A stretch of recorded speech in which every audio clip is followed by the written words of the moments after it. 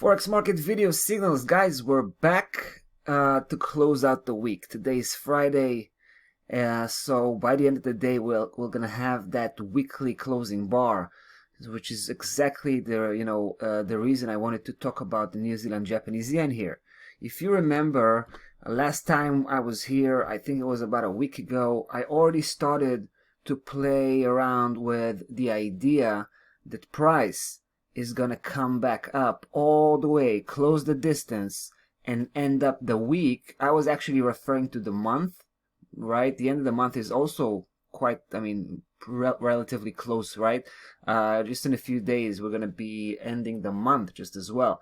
But I was talking about price coming back up and basing itself back inside of that blue key level system, namely above 64.61. And lo and behold, ladies and gentlemen, price had done that. It closed the distance, and now it's right past that 64.61 today, the end of the week.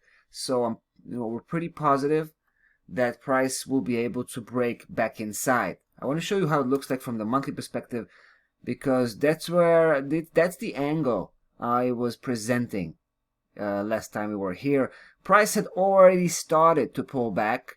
It already started to show a spike, but it was still early stages of that spike, and I was talking about the potential of price going back, leaving a huge spike here, but basically ending the month inside. And if that's gonna be the case, guys, we feel pretty confident that that's gonna be the case. But if it will, then that's a huge bullish sign, right? That's a huge indication that price will turn around at that point and will head straight to pretty much where it came from, 71.81. That should be the very minimum level we can talk about. We can also talk about the previous high around 73 and all the way to 75.2. That's the range, right? So we feel that a full-fledged upside reversal is right around the corner. Now I have to mention something additional here. Price, even if it's going to close like this, right, by the end of the month, it's going to close inside and above 64.61.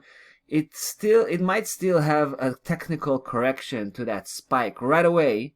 Price may actually start to dive, right? Because if you think about it, this spike here, this huge spike, is actually an upside move. Just think that this move has been an upside move, and price would naturally try to correct that before it comes back up and then begins to hammer. Now, I'm not saying that's mandatory, obviously, but that's like 78% of the time of these very specific occasions that we see this type of behavior, right? So we want to be prepared for that, right? Because right at the beginning, probably next week, we'll see price kind of edging lower temporarily, and at some point come back up and then begin to take off. So yeah, this is it. New Zealand Japanese yen, guys. We're still on the sideline. Have no mistake. We don't have any stake in this here yet. We're just preparing ourselves. We've been watching the New Zealand Japanese yen for quite some time.